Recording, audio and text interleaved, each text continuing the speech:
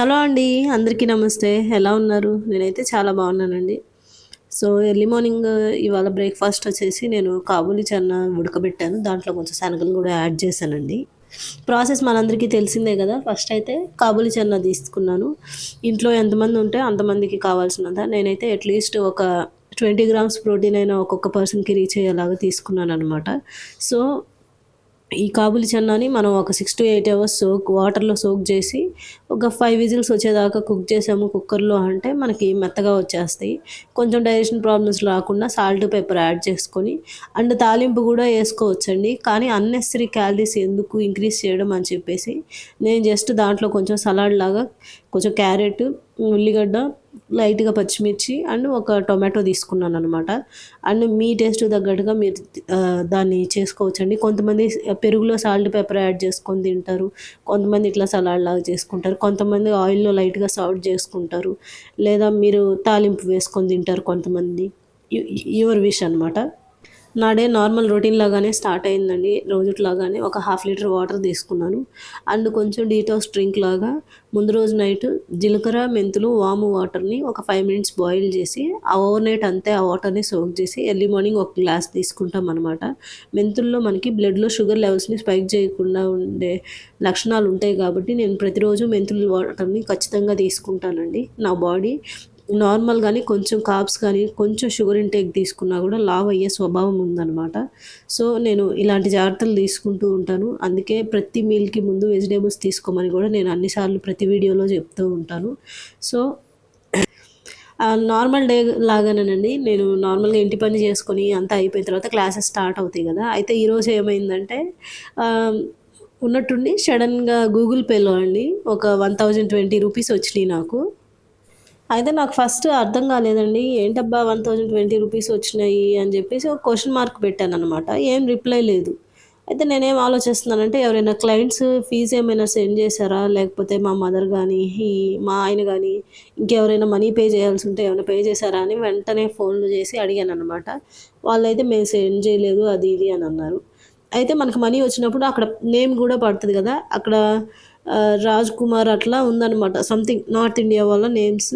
And నేను కొంచెం చూసి కొంచెం భయపడ్డాననమాట. ఏదైనా ఆన్‌లైన్ స్కామ్ అయ్యే ఛాన్స్ ఏమైనా ఉందా? లేదా ఎవరైనా ఏదన్నా హ్యాక్ చేస్తున్నారా ఏంది అని లైట్‌గా భయమేసింది. తర్వాత ఎవరైనా హ్యాకింగ్ గానీ ఇలాంటివి ఏదన్నా అయితే మనకి లింక్ ఏదన్నా సెండ్ చేస్తారు గానీ, ఇలా మనీ ఎందుకు పంపిస్తారులే అని కొంచెం సేపు అనుకున్నాను. కానీ మా హస్బెండ్‌ని అడిగితే ఏం చేయను ఆ మనీ మళ్ళీ వాళ్ళు ఫోన్ చేసి ఏమైనా అడిగితే రిటర్న్ పంపించనా లేకపోతే వద్దా అంటే, వాళ్ళు చేసినప్పుడు అడుగుదాంలే అని అన్నారు. అండ్ ఒక హాఫ్ అన్ అవర్ దాకా నాకు ఎటువంటి కాల్ ఏమీ లేదు. హాఫ్ అన్ అవర్ తర్వాత కాల్ చేశారు ఒకతను. హిందీలో మాట్లాడుతున్నారనమాట. నాకు నార్మల్‌గా నార్త్ ఇండియన్స్ గానీ, ఇలా ఎవరైనా కాల్స్ చేస్తే, అది ఒక ఆన్‌లైన్ స్కామ్ గానీ, ఏదో ఫ్రాడ్ అన్నట్లుగానే ఫీల్ అవుతాను. తర్వాత తను హిందీలో ఏదో కమ్యూనికేట్ చేసేదానికి ట్రై చేశారు గానీ, నాకు హిందీ రాదు గాబట్టి, నాకు కొంచెం సేపు అర్థం గాలేదు. మా హస్బెండ్‌కి కొంచెం హిందీ వచ్చనమాట. లైట్‌గా అర్థం చేసుకోగలుగుతారు. తిరిగి రిప్లై అయితే ఇవ్వలేరు. నేను చెప్పాను గదా! మాది మదర్ టంగ్ తెలుగు అని జెప్పేసి. సో, ఏం చేద్దామా ఏందా అని ఇంగ తన కాల్ కట్ చేశాననమాట. తర్వాత స్క్రీన్ షాట్ పెట్టారు తను వాట్సాప్‌లో.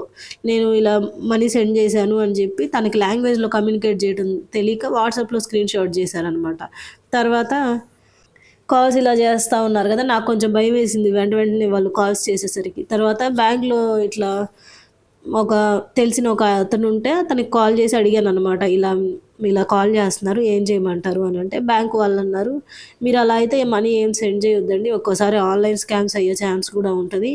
మీరు బ్యాంక్‌కి వచ్చి ఆ మనీని నేను డ్రా చేసిస్తాను. బ్యాంక్ దగ్గరికి రండి లేదా ఏటీఎం దగ్గరికి రండి" అని చెప్పేసి అలా డైరెక్ట్ ఇవ్వండి అనన్నారు. అంతలోనే మళ్ళీ వేరే నంబర్ నుంచి కాలొచ్చింది. సేమ్ ఆ పర్సనే ఇంకొక అతనితో కాల్ చేయిచ్చాడనమాట. ఏమని కాల్ చేయిచ్చారంటే, తెలుగులో మాట్లాడుతున్నాడతను. ఇట్లా బెంగుళూరు పని మీదొచ్చారు వాళ్ళు, నార్త్ ఇండియా వాళ్ళు. అయితే ముఠా పనికొచ్చారు. బై మిస్టేక్ ఒక నంబర్ తేడాతోటి ఇంకో నంబర్‌కి పంపించాల్సింది పోయి మీ నంబర్‌కి పంపించారంతే వాళ్ళు పని చేసుకునేవాళ్ళు అనంటే, ఏంటి? ఏ ఊరు? అసలేంటి? అని మా హస్బెండ్ అన్ని డీటెయిల్స్ అడిగారనమాట. మొత్తం చెప్పారు. సరే మనీ పంపించేసేయి అని అన్నారు. మాకు తెలిసిన వాళ్ళేమో వద్దు పంపించకు స్కామ్ అయ్యే ఛాన్స్ ఉంది. ఒక్కోసారి హ్యాక్ చేస్తారు కూడా అన్నారు.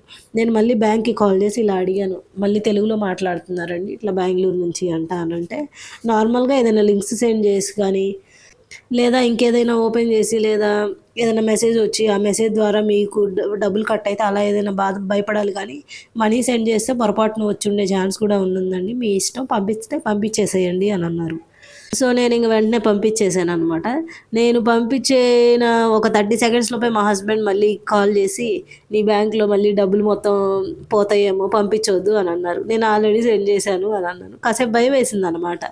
ఎందుకు ఇంత భయపడ్డాను ఏంటి అనంటే, ఈ మధ్య కాలంలో మనం చూస్తున్నాం కదా! ఆన్‌లైన్ స్కామ్స్ జరుగుతున్నాయి, మనీ పోయినియి, ఇలా ఎవరైనా అడిగితే మనీ సెండ్ చేయొద్దు అని చెప్తున్నారు కదా! అందుకని భయపడ్డాననమాట. ఒక్కోసారి ఫేక్ స్క్రీన్ షాట్స్ సెండ్ చేసే ఛాన్సెస్ గూడా ఉంటాయి. అండ్ అంతకుముందు ఏమైందంటే మాకు గుంటూరులో హౌస్ ఉందని చెప్పాను కదా! మేమది రెంట్‌కి ఇవ్వాలనుకున్నప్పుడు మేము ఓఎల్ఎక్స్‌లో పెట్టేవాళ్ళమి. నేను ఓఎల్ఎక్స్‌లో అకౌంట్ క్రియేట్ చేసి ఇల్లు పెట్టిన ఫస్ట్ 2 డేస్ ఫ్రాడ్ కాల్స్ ఎలా వస్తాయంటే, మేము నార్త్ ఇండియాలో ఉంటున్నాము, మేము సెంట్రల్ గవర్నమెంట్ జాబు, మేము మిలిటరీలో చేస్తున్నాము అండ్ మేము హౌస్ తీసుకుంటాము, 2 మంత్స్ అడ్వాన్స్ ఎంతో చెప్పండి, అడ్వాన్స్ సెండ్ చేస్తామని చెప్పేసి వాళ్ళేం చెప్తారంటే, మీ అకౌంట్ నాకు లింకప్ అవ్వట్లేదు. ఫస్ట్ మీరొక 100 పంపించండి. ఆ లింకప్ అయిన నెంబర్‌కి నేను ఆ 100తో సహా యాడ్ చేసి నేను మళ్ళీ మీకు రీసెండ్ చేస్తాను అని ఇలా వచ్చాయన్నమాట. సో, ఈ ఎక్స్‌పీరియన్సెస్ అన్నీ ఉండటం వల్ల నాకు అర్థమయ్యేది ఫ్రాడ్ కాల్స్ ఏమో అని. నార్త్ ఇండియా గానీ, ఇట్లా ఏదైనా కాల్ వచ్చినా గానీ, ఏదైనా హిందీలో మాట్లాడి అర్థం కావట్లేదని ఇలా చేసినా గానీ, నేను కొంచెం ఫ్రాడ్‌లా ఆలోచిస్తూ ఉండేదాన్ని. బట్ ఈయన విషయంలో మాత్రం పాపం ఇన్నోసెంటే అనిపిచ్చింది. ఆయన ఎవరో పని చేసుకోవడానికి వచ్చిన ఆయన. తెలియక ఒక నెంబర్‌కి సెండ్ చేయవి, ఇంకో నెంబర్‌కి సెండ్ చేశారు అనిపిచ్చింది. కానీ ఆ తర్వాత కూడా భయం వేసిందండి. మళ్ళా ఏదైనా హ్యాక్ చేస్తారేమో ఇలా అని చెప్పేసి. కానీ అన్నీ నాదైతే ఎస్‌బీఐ అకౌంటు. చాలా వరకు కాన్ఫిడెన్షియల్‌గానే ఉంటాయి. ఇలా హ్యాక్ చేసే ఛాన్సెస్ ఉండవు అనిపించింది. పైగా మన అకౌంట్‌లలో డబ్బులు కూడా పెద్దగా ఏమి ఉండవని. నా దాంట్లో 2000, 1000, 500 కూడా ఉంటే గగనం. అయి కూడా ఉండవు ఒక్కోసారయితే. అండ్ ఈ రోజుల్లో చెప్పాను గదా! ఓఎల్ఎక్స్‌లో అకౌంట్ క్రియేట్ చేసినప్పుడు ఒక్కటి కాదండి, చాలా ఫ్రాడ్ కాల్స్ నేను అలా ఫేస్ చేశాననమాట. కొంతమందయితే "నువ్వు నాకు 1000 పంపించు, నేను మీకు మళ్ళీ రిటర్న్ పంపిస్తాను" అని చదువులేనోళ్ళవి, పిచ్చోళ్ళవి అన్నట్లే అడిగేవాళ్ళు. తిట్టి గొడవ చేసేదాన్ననమాట. అప్పుడు సెన్స్ ఉందా అని తిడితే తర్వాత వాళ్ళు సైలెంట్‌గా ఫోన్ స్విచ్ ఆఫ్ చేసి పెట్టేవాళ్ళు. ఇలాంటివి జరుగుతా ఉంటాయి. అండ్ ఇలా పొరపాటున పంపించడం అయితే నేను గూడా ఒకసారి చేశానండి. ఒక 1 ఇయర్ బ్యాక్ అనుకుంటాను. హ్మ్. మనీ ఎవరికో సెండ్ చేయాల్సుంది. పైన కాంటాక్ట్‌కి పెట్టబోయి నేను పైన కాంటాక్టే చూసాను. బట్ నేను హ్యాండ్‌తో క్లిక్ చేసేటప్పుడు కింద కాంటాక్ట్‌ని క్లిక్ చేసి సెండ్ చేసేసాను. వెంటనే ఆ నంబర్‌కి ఫోన్ చేసి ఏవండీ ఇట్లా పొరపాటున వచ్చినియి పంపించండి అనంటే, నేను కాబట్టి పంపిస్తున్నాను. పొరపాటున పంపించొద్దు. ఈసారి నుంచి చూసుకొని పంపించండి అని చెప్పి ఆయన వెంటనే నా అమౌంట్ నాకు సెండ్ చేశారనమాట. నాకు ఈ ఎక్స్‌పీరియన్స్ ఉండడం వల్ల సగం నమ్మేదానికి ఉంది, సగమేమో ఫ్రాడ్ ఏమోనని. తర్వాత కూడా భయమేసి నా దగ్గర ఉన్న కొద్దిగో గొప్పో డబ్బులను కూడా మా హస్బెండ్ అకౌంట్‌కి సెండ్ చేశాను వెంటనే. సెండ్ చేసి నీ దగ్గర ఉంచు, ఒకవేళ పోతాయేమో మళ్ళీ ఇవి కూడా చూద్దాము అని చెప్పేసి భయమేసింది. బట్ ఒక 2 డేస్ అలా అయిన తర్వాత ఓకే, ఫ్రాడ్ అయ్యే ఛాన్స్ లేదులే అని బ్యాంక్‌లో 1, 2 సార్లు కనుక్కున్న తర్వాత అప్పుడు మనసు కొంచెం నెమ్మది పడిందనమాట. బట్ చెప్పలేమండి. మనం ఎంత వీలైతే అంత జాగ్రత్తలో ఉండాలి. ఇప్పుడు నేను ఇలా వాళ్ళు పంపిస్తే వెంటనే నేను సెండ్ చేశాను గదా అని జెప్పి మీకు మనీ వచ్చినా గానీ అలా సెండ్ జేయొద్దు. బ్యాంక్ వాళ్ళని కనుక్కోండి. వచ్చిన వాళ్ళయి గూడా మనకి డీటెయిల్స్, నంబర్స్ ఒక్కోసారి కనిపిస్తాయి. వాళ్ళ నేమ్స్ అయి కనిపిస్తాయి కాబట్టి నిజంగా వాళ్ళ పేరు మీద అకౌంట్ ఉందా లేదా? మనకి అమౌంట్ రియల్‌గానే సెండ్ చేశారా? లేదా ఫేక్ స్క్రీన్ షాట్స్ సెండ్ చేశారా అనేది 1, 2 సార్లు వెరిఫై చేసుకోవటం మంచిది. నాకు బ్యాంక్ వాళ్ళు చెప్పిందైతే ఇన్‌కేస్ ఇలా ఏదైనా అమౌంట్స్ వచ్చినా గానీ మీరు డైరెక్ట్‌గా వాళ్ళకి పంపించొద్దు. 1, 2 సార్లు బ్యాంక్‌కి వచ్చి కన్సల్ట్ అయ్యి ఫేక్ అయ్యే గానీ, ఫ్రాడ్ గానీ, స్కామ్ గానీ అయ్యే ఛాన్సెస్ ఏమైనా ఉన్నాయేమో చెక్ చేసుకొని తర్వాత మాత్రమే సెండ్ చేయండి. మీ అంతట మీరైతే డెసిషన్ తీసుకోవద్దు అని అన్నారు. ఈ రోజుల్లో మనం ప్రతీదీ ఫోన్‌పే, గూగుల్ పే అని చెప్పేసి, అమెజాన్ పే అని లేదా డైరెక్ట్‌గా అకౌంట్ పాస్‌బుక్స్‌లోంచి అమౌంట్స్ పే చేస్తూ ఉంటాము. చాలా జాగ్రత్తగా ఉండాలండి ఈ ఫోన్‌పేస్ ఇవన్నీ యూజ్ చేసేటప్పుడు. వాటి వల్ల యూజెస్ ఎంతైతే ఉన్నాయో ఇలా స్కామ్ చేసే ఛాన్సెస్, ఫ్రాడ్ అయ్యే ఛాన్సెస్ కూడా చాలా ఎక్కువే ఉంటాయి. మనకి తెలీదనమాట. చాలా భయమేసింది నాకసలు ఆ టైంలో. అంటే అమౌంట్ ఏమీ లేకపోయినా గానీ లోన్‌లు అవి ఇవి తీసుకొని ఉంటాం గదండీ మనం. మనకు కావాల్సినవి. వాటి వల్ల ఏదైనా డిస్టర్బెన్స్ వస్తదా? అకౌంట్ మార్చడం అంటే మళ్ళీ మామూలు విషయం గాదు. పైగా ఎస్‌బీఐలో అకౌంట్ ఓపెన్ చేయాలంటే ప్రొసీజర్ గూడా చాలా ఎక్కువుంటదండి. అండ్ ఇలా జరిగింది అని నేను మా ఫ్రెండ్‌తో షేర్ చేసుకున్నప్పుడు మా ఫ్రెండ్ ఆ అమ్మాయి ఏం చెప్పుకొనొచ్చిందంటే, ఒకసారి నాకు ఇలానే జరిగింది. తను ఇంకా అకౌంట్ తీసుకొని ఇంకా ఏటీఎం కార్డ్స్ అవన్నీ లింకప్ అయ్యి లేవంట ఒకదానికొకటి. అయితే మేము మీ అకౌంట్‌కి మీ ఏటీఎం కార్డ్ లింకప్ చేస్తాము అది ఇది అని చెప్పేసి ఏదో ఫ్రాడ్ చేయాలని ట్రై చేసి, మేము మీకు ఒక మెసేజ్ పెడతాము. ఇప్పుడు దాంట్లో మీకు ఒక పాస్వర్డ్ వస్తది. ఆ పాస్వర్డ్ మాకు చెప్పండి అని చెప్పి 1 ఆర్ 2 టైమ్స్ అలా ట్రై చేస్తూనే ఉన్నారంట. తను ఎడ్యుకేటెడే కాబట్టి వెంటనే ఏంటా ఏదో తేడాగా ఉంది అనిపిస్తుంది అని చెప్పేసి 20,000 క్రెడిట్ ఫెయిల్ అయింది అని తనకు ఒక మెసేజ్ వచ్చిందంట వెంటనే. 20,000 క్రెడిట్ ఫెయిల్ అవ్వడం ఏంటి, అసలు నేనేం క్రెడిట్ చేయలేదు కదా అని చెప్పి వెంటనే కాల్ చేసిన ఆయనకి మళ్ళీ తిరిగి కాల్ చేస్తే, అసలు ఎవరు నువ్వు, ఏంటి, ఏం చేస్తున్నారు అని గట్టిగా అడిగితే, వాళ్ళు ఎవరు నార్త్ ఇండియాలో, మేము జార్ఖండ్ సంథింగ్ ఏదో స్టేట్ చెప్పేసి మా కంట్రీ ఇట్లా అది ఇదని. తనేంటంటే ఈఎంఐకి అర్థమైపోయింది తన దగ్గర నుంచి ఇట్లా మనీ స్కామ్ చేద్దామని తను ట్రై చేశాడు అని. తనకు కూడా అర్థమైంది తను దొరికిపోయాను అని చెప్పేసి. అండ్ తన కష్టాలు చెప్పుకొని, మేము ఇంత కష్టపడి ఇలా చేసుకుంటూ వస్తుంటే మీరు ఎందుకు ఇలా చేస్తున్నారు అని చెప్పేసి మొత్తం అంటే ఒక క్లాస్ బీకినట్లుగా మొత్తం చెప్పుకుంటూ వస్తే, తను చెప్పింది ఏంటంటే మా స్టేట్లో మాకు కరెంట్ ఉండదు, మేము చాలా పూర్ పీపుల్, మాకు ఎటువంటి ఫెసిలిటీస్ లేవు, అందుకే ఇలాంటివి చేస్తూ ఉంటాం, ఇదంతా ఒక పెద్ద ప్రాసెస్ అది ఇది అని చెప్పేసి.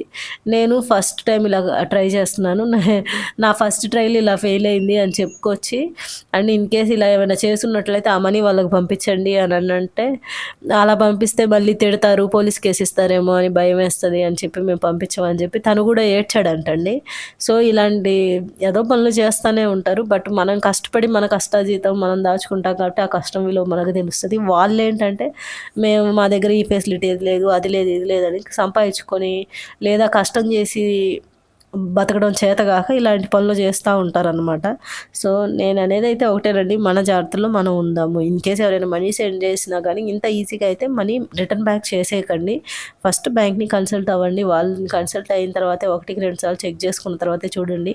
ఇప్పటికీ నేను అనవసరంగా మనీ సెండ్ చేశాను, ఏదన్నా అవుతుందా అనే భయం ఇప్పటికీ నాకుంది. But once in a while ఏముందండి, నెంబర్స్ ఈ రోజుల్లో ఆ 10 నెంబర్స్ 1-2 మార్పులతోటే వేరే వాళ్ళకు కూడా అదే నెంబర్స్ ఉండే ఛాన్స్ కూడా ఉంది అనే ఆలోచనతోటి నేను అలా చేశాను అనమాట. వాటెవర్, జాగ్రత్తగా ఉండటం అయితే మంచిదండి. అండ్ ఇన్ కేస్ ఓఎల్ఎక్స్లో కానీ అలా హౌసెస్ కానీ ఏదైనా వస్తువులు కానీ ఇట్లా మనం సేల్ కోసం పెట్టున్నట్టయితే అక్కడ కూడా చాలా జాగ్రత్తగా ఉండాలి. అసలు ప్రతిసారి అండి, నేను ఈ అకౌంట్ క్రియేట్ చేసిన ప్రతిసారి ఫస్ట్ 2 డేస్ ఓన్లీ ఫేక్ కాల్సే వస్తాయండి. చాలా డిగ్నిఫైడ్గా మాట్లాడతారు. అండ్ ఇంత అడ్వాన్స్ మేము ఇస్తాము అది ఇది అని చెప్పేసి మీరు లింకప్ అవ్వట్లేదు అని అలా చెప్పేవాళ్ళు. ఇంకొక అతను అయితే ఒకసారి నన్ను పిచ్చిదాన్ని చేసినట్టు, నేను మీకు మనీ సెండ్ చేస్తాను, ఒకసారి ఫోన్పేలోకి వెళ్ళండి, ఫోన్పేలోకి వెళ్ళి ఇక్కడ క్లిక్ చేయండి, ఇక్కడ క్లిక్ చేయండి, అప్పుడేమొచ్చింది మీకు, అక్కడ ఏమని ఉంది అది చెప్పండి అని చెప్పి అసలు పిచ్చి వాళ్ళని చేయాలని చూస్తారు. సో చాలా చాలా చాలా జాగ్రత్తగా ఉండి ఓఎల్ఎక్స్ విషయంలో కూడా. నేను చాలాసార్లు ఈ ప్రాబ్లం ఫేస్ చేశాను కాబట్టి ఇంత కరెక్ట్గా చెప్తున్నాను. లిటరల్లీ ఎలా చెప్తారంటే, చదువు రాని వాళ్ళు, అసలు ఏ లోకజ్ఞానం లేని వాళ్ళు అయితే నిజంగా వాళ్ళు చెప్పేది నిజమేనేమో, డబ్బులు పంపించడం కాదేమో, జస్ట్ యూపీఐ ఐడి ఇలాంటివన్నీ కనుక్కోవాలని ట్రై చేస్తూ ఉంటారనమాట. So be careful. నేనైతే ఈ వీడియో ద్వారా అదే చెప్పాలనుకున్నాను. అండ్ కొత్త వాళ్ళతో మాట్లాడేటప్పుడు త్వరగా నమ్మకండి. ఇలా చేయండి, ఇలా క్లిక్ చేయండి, ఫోన్పేలోకి వెళ్ళి ఇది చేయండి, నేను లింకప్ చేసుకొని మనీ పంపిస్తాను అని అంటే అలాంటివి అసలు నమ్మొద్దు. అలాంటిది ఏది ఉండదండి. మనల్ని అయి చేయండి, ఇది చేయండి అని చెప్పి మీకు అక్కడేం వచ్చింది, అక్కడ ఏ నెంబర్స్ ఉన్నాయి, అక్కడ ఏ డిజిట్స్ ఉన్నాయి అని చెప్పి మన ఐడీస్, మన పాస్వర్డ్స్ మన నోట్ ద్వారా మన చేత చెప్పించాలని అలాంటి ఏదో పనులు చేస్తూ ఉంటారనమాట. Hope you like this video. And మన కంటెంట్కి ఎవరికైనా నచ్చున్నట్టయితే సబ్స్క్రైబ్ చేయండి. That's it for the today's vlog. Bye.